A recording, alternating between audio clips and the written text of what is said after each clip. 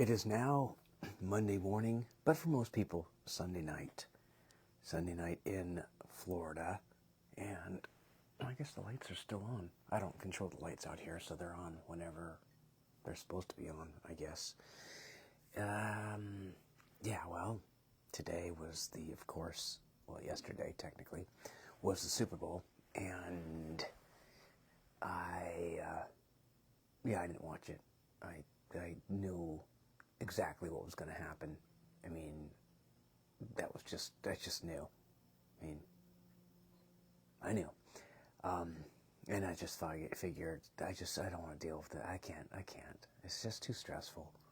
I don't enjoy it. I mean, yeah, I don't even enjoy knowing that the Niners lost, but to have to sit there and actually witness it, that's just like, witnessing a tragedy. It's like, I guess that's why I call it a tragedy, because I care that much. It's like, it's so painful.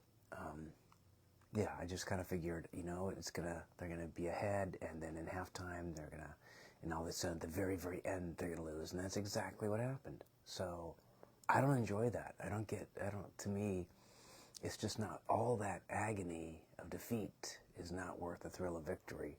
If they had won, then I would have still had to go through all of the stress for the main part of the game. And if they won in the end, I thought, but at some point it's just not worth it anymore to me. It's just not. So I'm kind of glad. Well, I am glad I avoided that torment. And it's not that I can't watch any game. I watched the Lions game, but I was also kind of rooting for the Lions to some degree. So it was a win-win. This one just kind of sucks because it's Kansas City, and they have all that ego and hubris on their team right now. At least some players do, I guess. And that whole Kelsey thing is just, I don't know. I mean, I'm just giving opinions on it, but to me, it's like, it's the most superficial relationship you could possibly think of. I mean, technically. I mean, I don't know. At least that's how it started off. I don't know what it is now. Again, I'm just giving opinions, which mean absolutely nothing. But the whole fact that he was interested in her. Why? Great personality, liked the way she talked. You're interested because you're talking about the number one, superstar singer of the world, and one of the richest, top richest people in the world, and she liked him. He's interested in me. Well, he's a number one football player and in great shape. So. And again, that it doesn't mean you can't have a relationship after that, but it just means the foundation, or the catalyst of it was a superficial thing, which is true for a lot of people. Don't get me wrong, but the best relationships come out of friendships first, and there was no friendship first. So, in cases like that, you may get two people that are just not the same personality. I don't know. I've never met either. I just figure for her, she's more kind of soft and nurturing and the caring type, and he's just more of the, I don't know, my opinion, more of kind of the hard football playing brute. I don't know. As I say it, it's not fair. I'm not saying it's fair or it's even true for sure, but I'm just saying that's sort of what I'm guessing. I think I try to think of things as like if I'm playing the odds at a casino. I'm just going factually. I don't go with what I hope or what I think should be the way things are. I just kind of go with the things that are more factual, and that's what I think is factual. But anyone could beat the odds, and there's that too. So I don't know. It'd be interesting to see what happens next.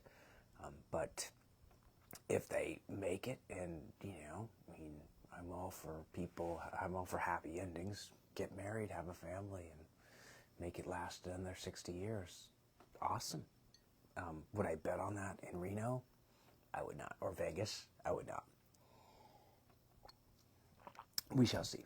And at the end of the day, it doesn't affect me one bit. And that's the way I try to think of even these football games. Is like, as much as I kind of want the team I root for to win, I really try to keep the stress down.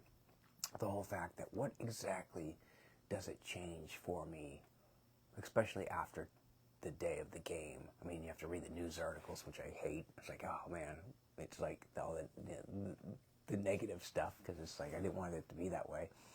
But it truly changes nothing. So if the Niners had won, doesn't change my life at all, and realistically, and if they had lost, well, they did lose, doesn't change my life at all. So I should try to limit it. I mean, I limited the stress, really. There was sort of that not knowing for a long time, which isn't ideal, but for me it was just like, okay, that moment of I ask Siri, okay, who won the game, and it pops up, and I'm like, yeah, okay. You have to, like, it takes a second to read it and think, okay, did I read it right? Yeah, all right. And at that point, it's set in stone. The knowledge is there. Nothing can change this. I mean, it's absolutely nothing. And you have to deal with the consequences. But again, it's what really happened. Some meaningless points on a scoreboard. And that's it, you know. It's just it's a game at the end of the day. But still, you kind of want it to happen. But I just try not to think of that was just the one thing that didn't want to happen this year. And sure enough, I mean, there's still something to get to the Super Bowl. So there's that. But I really would have I wished it had been even the Ravens or Bill or any other team. But can't change the past. So it was a very actually casual day. Not a lot to happen today. Did get outside. The Florida sun was here. Decent warmth. I could have used it a little warmer. I think it was around 3 o'clock. It's starting to actually kind of cool off to where if you're not in the sun, it's like, oh, now I'm getting a little cool. Because I did lie on the hammock. Is it even in a shot? Might be. I spent some time on the hammock, and it is nice. It's just really nice. I just figured one of the things, again, as I always say, I don't really get into that whole sad or, but I do acknowledge that, we're human beings, are meant to be in the sun. And it's just, there's been, how many millennia of humans that have lived in areas where they don't get the sun for part of the year. They lived in the north, the Eskimos, anyone that's in the northern states. So it's not like this has never happened. And factually or statistically, countries that people that live in northern climates have fared better, just because of I think too much sun is problematic. So I think in places where you're just in the sun too much, I think it's been harder to develop and to advance. Civilizations haven't been. It sounds wrong saying it because people say, "Oh, it's like no." I'm just I think there's places where it's just more difficult the sun makes it harder just because you're in it all day, and I think it slows people down, and you just can't function as fast. And it could be also, of course, there's natural resources. There's other factors too, but I think it just seems like around the equator, it's just tougher. It's more difficult for civilizations to have advanced. And I would think it'd be the opposite because I love the sun. I think, wait, it should be the cold where it's very difficult. But I don't know. I mean, you look at very prosperous nations like Norway, Sweden, and Finland, and well, what about Canada? I don't know. And then what about the northern parts of Russia? Not really. So I don't know. Maybe there is more to it than I'm giving credit for. But anyway, the point is, I like the sun. I like the sunlight. So I'm trying to actually get out and spend some time in it. If it's just lying on a hammock, that's good enough. And today was a fasting day. First one in a while. I only made it to like 23 hours. I technically needed another hour because I had a drink or something before bed last night. But it was a good reminder that it's way, way easier than it's a mental thing. It's not even a physical thing at all. It's a mental thing. And if you just make a decision, and it helps, I think, to tell other people about it.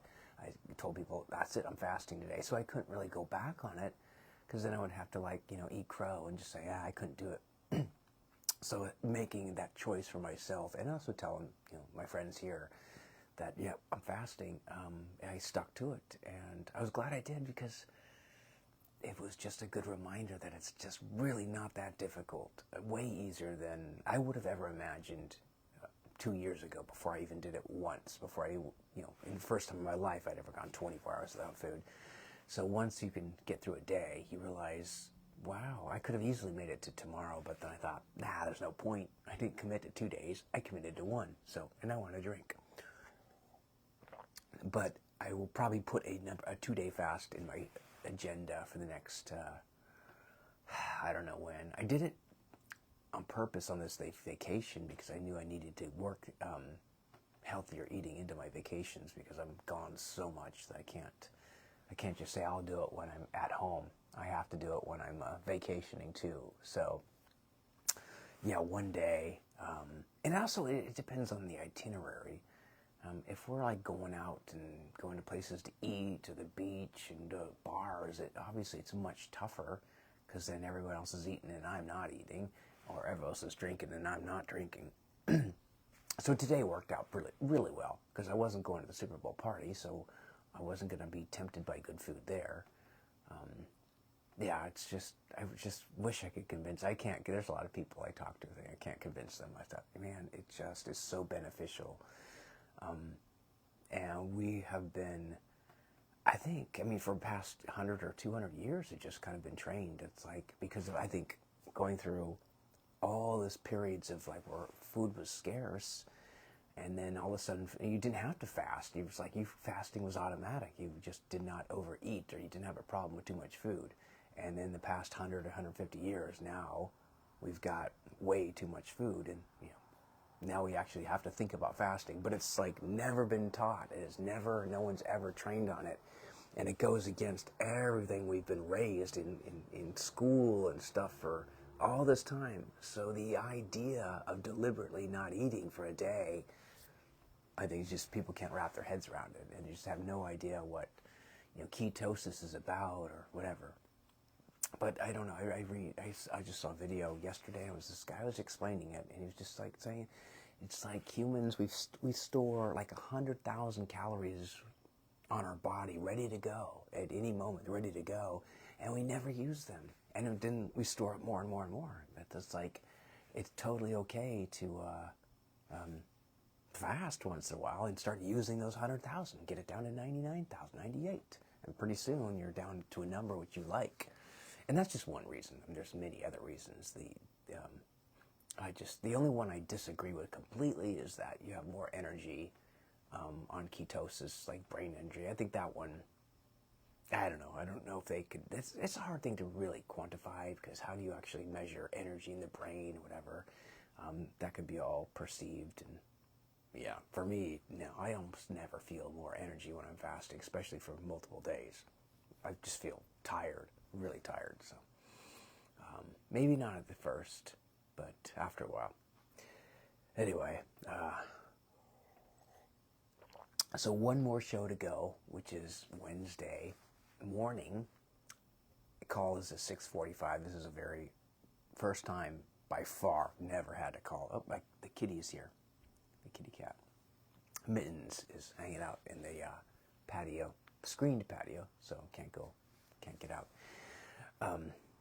Yeah, first time I ever had the show this early. It's for teachers at a school, and going to be very quick. We're done in probably an hour, hour and a half, and then I guess come home and sleep because that'll be interesting. Because like I get back to Seattle Thursday, so yeah, Wednesday will be quite a day. We actually had a show planned for Wednesday night, but it got canceled, so just Wednesday morning.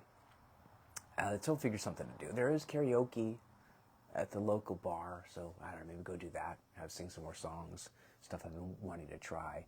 I think the worst thing is I can't practice anymore at home because I live in a condo now, and you can't really be like belting out in a condo. Other people would get kind of upset. So that's like, I mean, there's many things I don't like about living in a condo. There's some things I do like, but there's a lot of things I just like, I hate that. So yeah, one of them also is not being able to like sing loudly. Now I have two cats out here, Mittens and Rosie. Rosie has actually gotten used to me. I guess it's been about a year of coming out here now, so at this point, not so afraid. I used to get petted. Still a very scaredy cat in general. Gets frightened very easily. And they are brother and sister, so they are actually two cats from the same litter, I guess. But okay, what else is new and exciting in the world? I haven't really, it's been quiet. I didn't even leave the property today. At least I got outside, but I think hopefully tomorrow I can get down. Even if no one else goes, I'll just go to like one of those ecological preserves, or I don't know what I'll call them, just a park, really. I mean, there's a couple out here that I haven't been to yet, although I'm running out of new ones. I've been going to a few of them.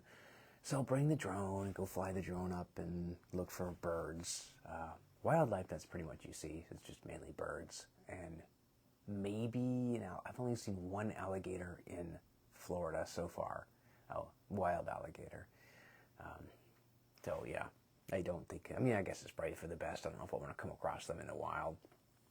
Although I don't know, I'm not sure about how it works with brumation. Talked about hibernation and fasting stuff, but brumation, where they don't technically like go sleep, but they also stop eating. So in a way, the alligators are fasting, but they have to do that around this time of year. But I don't know how long it lasts. So if anything, you're safer around an alligator around December and January, maybe February. But I don't know when they start thinking, okay, it's time to start eating again. I guess they maybe eat some tiny things, but not big things. So, but again, that was New Orleans where I experienced all that. Is it the same in Florida? I don't know. Anyway, as far as new toys, still pondering the new drone. It would be nice, but it's that kind of thing where what exactly would I be getting out of upgrading? Well, it's complicated. All right. The new drone, the main thing is the new drone would have, was omnidirectional, which means all directions, collision avoidance, OCA. I don't know if they even have an acronym for it, but it's anyway, omnidirectional collision avoidance. So the drone has, my current drone has cameras to the front and cameras to the ground, I believe. Yeah. So you can't, for the most part, you can't move it straight into something. It's going to try its best if it sees in the lighting's good enough. At nighttime, all bets are off, I think. But it knows that you're gonna hit something, and says I'm not gonna hit something on purpose. And the same thing for, I think, descending. It won't descend on a tree or whatever. But if you're going side to side, yeah, it's blind. My current one's blind, so you can actually hit. And I've crashed it a couple times at the very beginning. Not much lately. I don't think I've had a crash in a long time. Because now I'm just extremely careful about what I do with it. So the new one, omnidirectional, meaning 360. So you can't. It's harder to crash it accidentally, on purpose. If that makes sense. Yeah, so that would be a nice thing to have. But again, if you're very careful with drones, then it shouldn't be a problem anyway. It's like you have to actually steer it into something. You're the one guiding it. The second thing it has is what's called point-to-point memory, whatever. So I can send it up in the sky, point it at something, and kind of hit a record button. Say it's called waypoint, I think, and just say here, and then go to another place and say here. So it memorizes where you're at. So I can say, all right, now go fly a route with those points, and then come back. So it'll know exactly where. So it's like kind of a blocking rehearsal or staging first. It's like, here's what you're going to do, rehearsal, and then you go ahead and do it. And the other advantage is I could just say, okay, it could be like 2 hours later, all right, go do that path again, and the next day, and you could actually do it like a time lapse or something, do that once a day or once a week, whatever, and just kind of see the season change. So there's a lot of opportunity for stuff like that. After that, I don't know, actually. I think the newer drones might not have many benefits at all. So, is it worth the money? I don't know. I can sell the old one for a little bit of money, and that's kind of cool. I won't get nothing for it.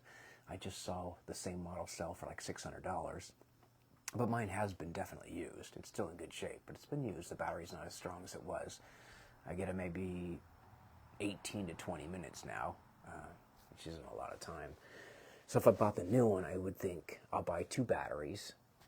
So I have, there's been a lot of times where it's lately where it's just like, it would be good to have a second battery. So, but I don't have one. So once the battery's done, I'm done for the day, whether or not I want to be.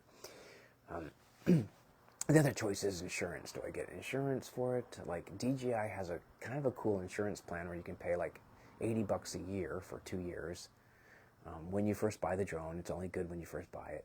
And if you break it, you can get a replacement. And if it flies away or drowns in the ocean, you can't get it, you can get a replacement.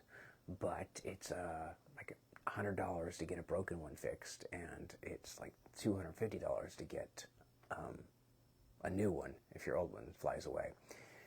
And you have to add that to the cost of the insurance. So all of a sudden you're at like a new drone would be $350, but then, well, a brand new drone next year, like the DJI 5, Mini 5 would be, it'd still probably be $1,000. So we just have to think of, is it worth it? If it's 2 years, then I'd be getting because you're going to get the old drone back, so you're not getting the new one. So I don't know. I might just not get the insurance and do that, or just not get the drone and wait for the 5, which I should do. I do that with the phones, the iPhones. And the other new toy that would be kind of cool is I do miss my 3D printer, so I wouldn't mind having another one. I wouldn't get the same one again. I would get a different one, but I've been watching some articles. There's only one thing I really want to make right now, but it would be cool to be able to make it. And everything else is like trinkets and toys. I don't have to have anything. Maybe something would come up. Actually, there's 2 things I'd probably make with it right now. Yeah, maybe 3. So there's a few things. So those are the new toys. Just thinking about things I don't really need, but stocks have been doing a little better. So, and then I have to figure out plans for 2024. I've been traveling so much, I haven't really had any time to really kind of decide where to look to invest. Yeah, I've got to figure out. I mean, there's stuff about Florida that I really like, but there's also some heavy other things to consider. Like if I want to travel west again to visit family and friends, now that's a long trip. And one thing that actually is driving people out of Florida is the insurance. Like I guess it's skyrocketing. Just maybe had a hurricane on the west coast a few years ago, so now people are scared of the east coast and west coast of Florida. And I think like homeowners insurance has just gotten, like someone said, it went up $3,000 a year recently. It's like, dang. So it doesn't have the taxes of Texas, but it makes up for it by having crazy insurance. And California's also having problems with that too, because the fires, which is interesting, because there's a lot of places that really aren't susceptible to fires. And there's places that are, but I think the whole state, I mean, how many places are truly, I mean, I never once worried about Pleasanton. I don't think there's a fire that's going to ravage through Pleasanton. But yeah, if you're up in the hills of Oakland or something, sure. But it's just weird how it's affecting the entire state. But yeah, if companies don't want to insure your home, then that makes it harder to get a loan, a mortgage. They might want to have a mortgage for a home that's not insured, because that would be hard to collect if it burns down. I think people also don't like the idea of not having insurance either. So, I don't know. And then, yeah, Texas is a great state, but it's also got extremely high property tax. Property tax is almost 3 times what my mortgage is now. It's just unbelievable. So I'm happy the price of it went up, the value went up, but not happy that I actually literally have to pay for that. Arizona, I think, has got a lot of pros to it, and Colorado, even though it's getting very crowded as well.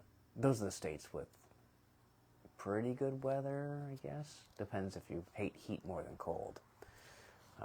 I don't know if any state really beats California, at least Southern California, as far as just nice weather all year long, except for Hawaii, but that's expensive. All right, well, I think I covered everything for this evening.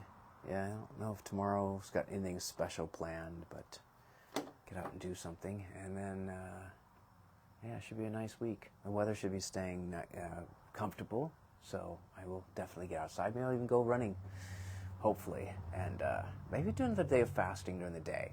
Still have to sort that out. So that's it for now. Cheers.